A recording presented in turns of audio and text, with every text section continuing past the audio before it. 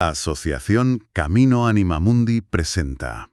Bueno, pues arrancamos esta exploración profunda de hoy. Y fíjate, quería empezar pidiendo a quienes nos escuchan que imaginen que tienen una caja mental, de tamaño estándar, muy bien etiquetada. Ya veo por dónde vas. Claro, porque a lo largo de 2000 años, todo el mundo, desde emperadores romanos hasta filósofos ilustrados o teólogos modernos, ha intentado, casi de manera obsesiva, meter a un solo hombre del siglo I dentro de esa caja. Totalmente.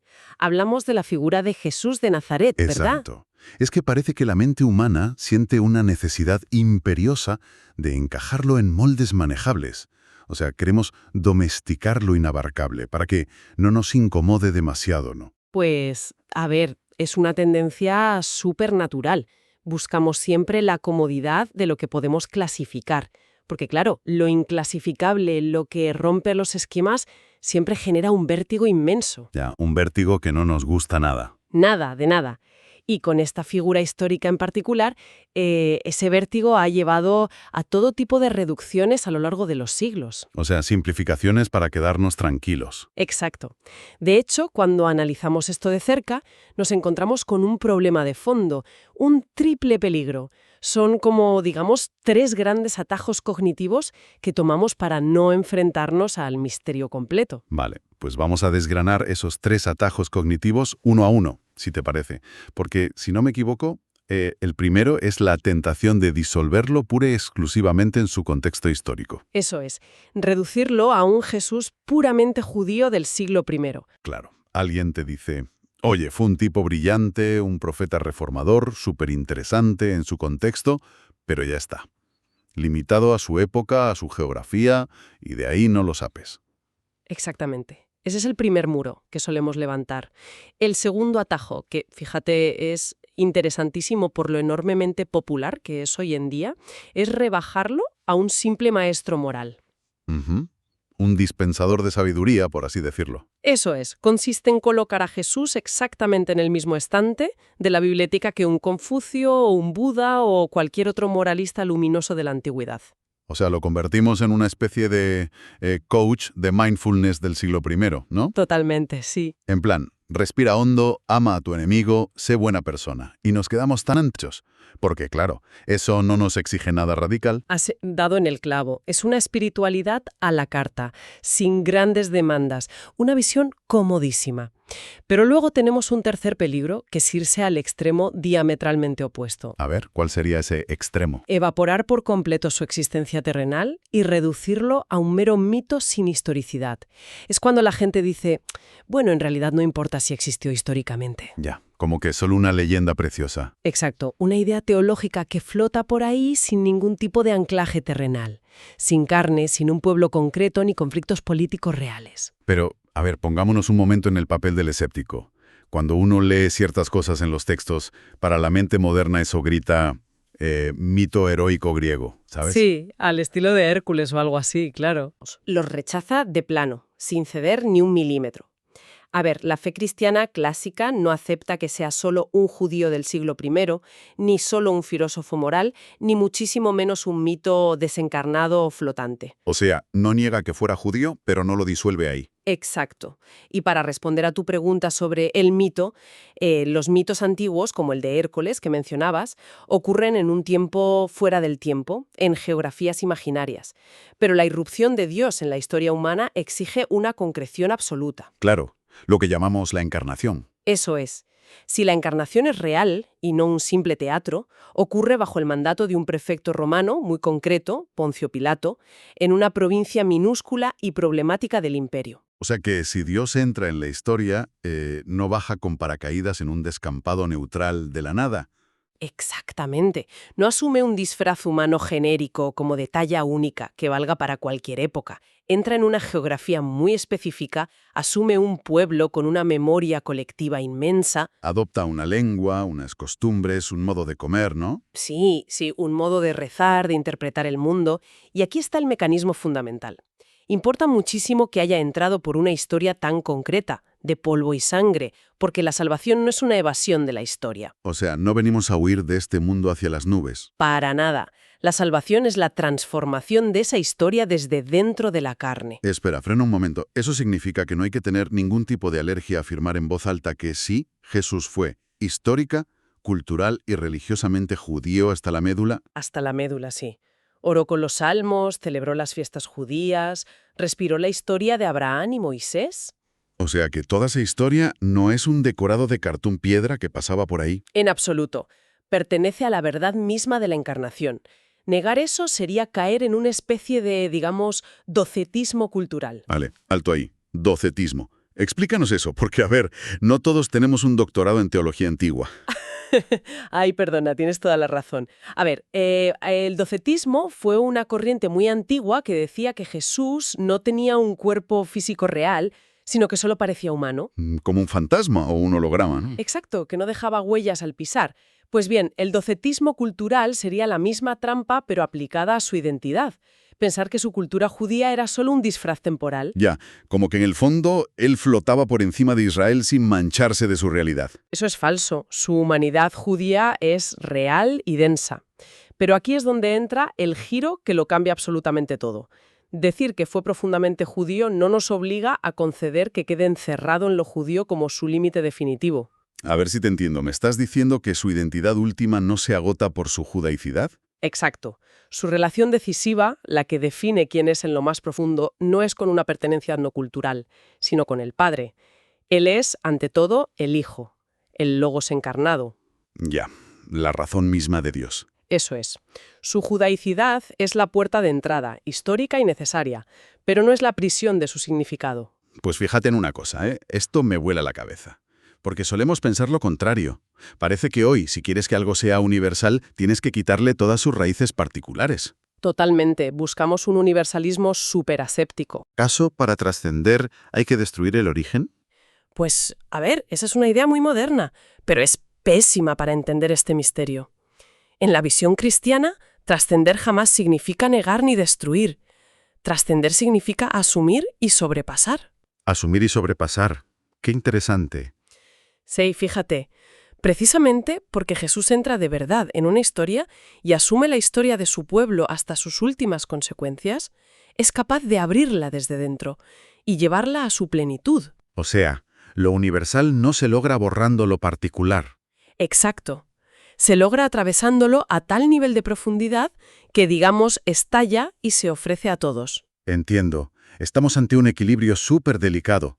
Sería un despropósito arrancar a Jesús de Israel como si hubiera aparecido por generación espontánea. Claro, sería amputarle su realidad histórica. Pero a la vez sería un error igual de grave dejarlo atrapado dentro de las fronteras de Israel. Así es. Es la relación entre Israel y Cristo. Israel funciona como la matriz histórica y tipológica. Matriz tipológica, otra palabreja. A ver, tradúceme eso. A ver, sí. Una matriz es el molde original donde se gesta algo.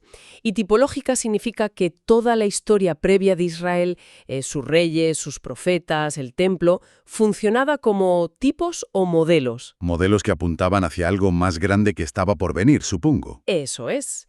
Israel es el escenario minuciosamente preparado.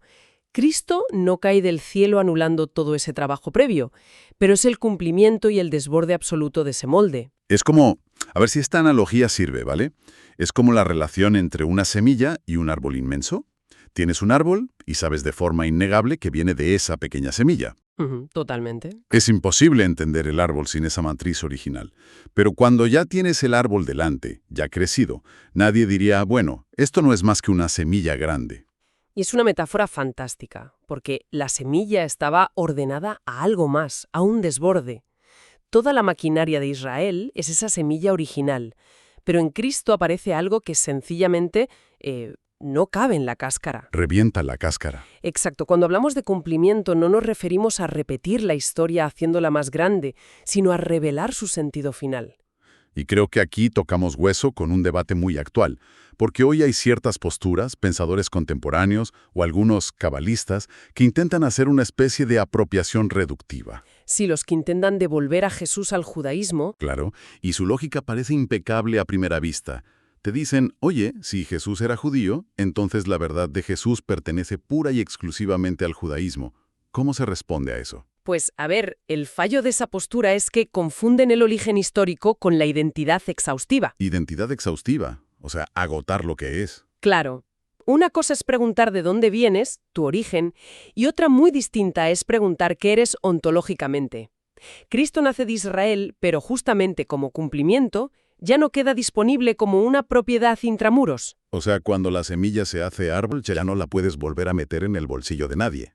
Exactamente. Es el punto exacto donde la historia de Israel se abre a las naciones. Ya no es propiedad exclusiva de nadie. ¡Qué potente! Pero volvamos un momento al segundo atajo cognitivo que hablábamos antes, el del maestro sapiencial, porque estoy seguro de que muchas personas se sienten súper cómodas con esa versión. Sí, la visión del moralista pacífico. Eso es. Alguien que enseñó a poner la otra mejilla. ¿Por qué no basta definirlo como maestro sapiencial? ¿Qué tiene de insuficiente esa visión tan amable? Pues que mutila por completo la realidad de los textos. Si lees los evangelios, te encuentras con algo profundamente escandaloso.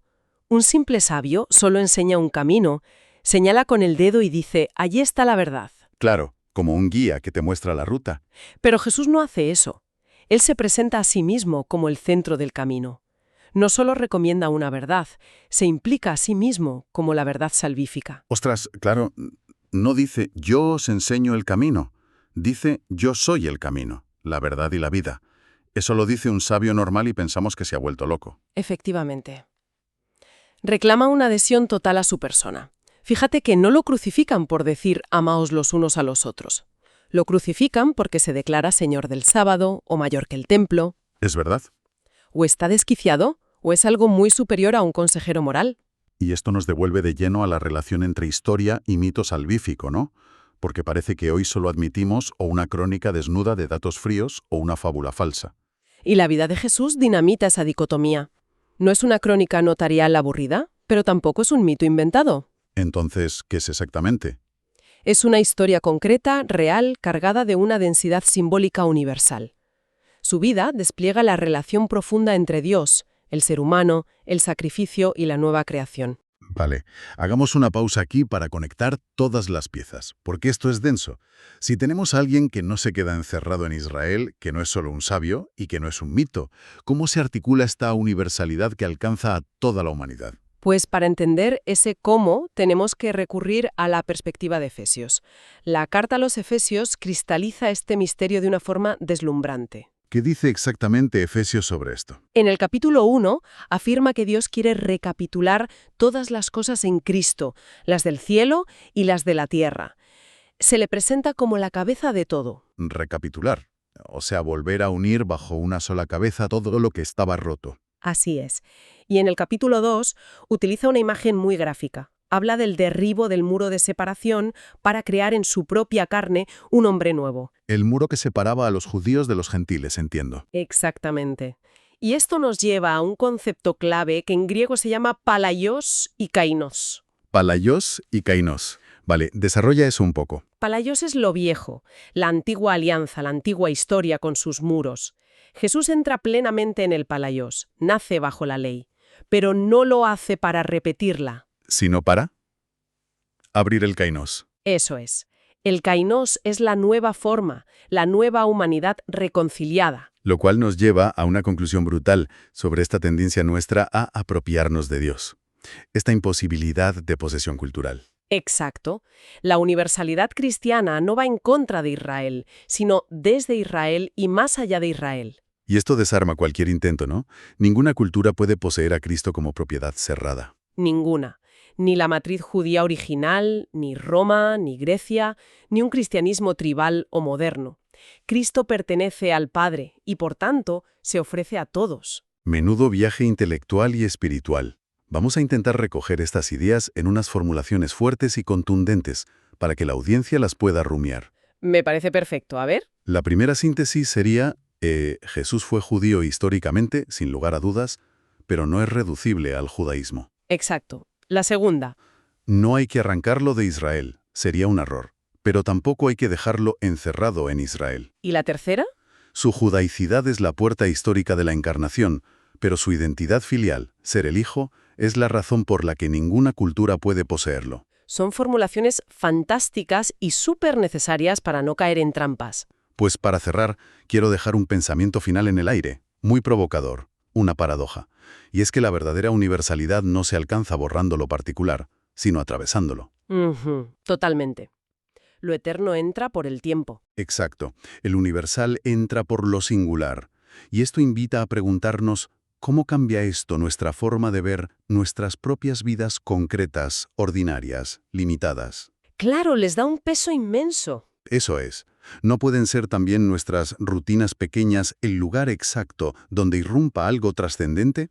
Te deja pensando, ¿verdad? Bueno, ha sido una exploración fascinante. Y queremos recordar que este espacio es una producción de la Asociación Camino Anima Mundi. Sí, y esperamos que haya sido tan enriquecedor para quienes nos escuchan como lo ha sido para nosotros. Totalmente. Invitamos explícitamente a quienes deseen continuar el diálogo, plantear dudas o profundizar a escribirnos al correo quiero@caminoanimamundi.org. Un abrazo y hasta la próxima.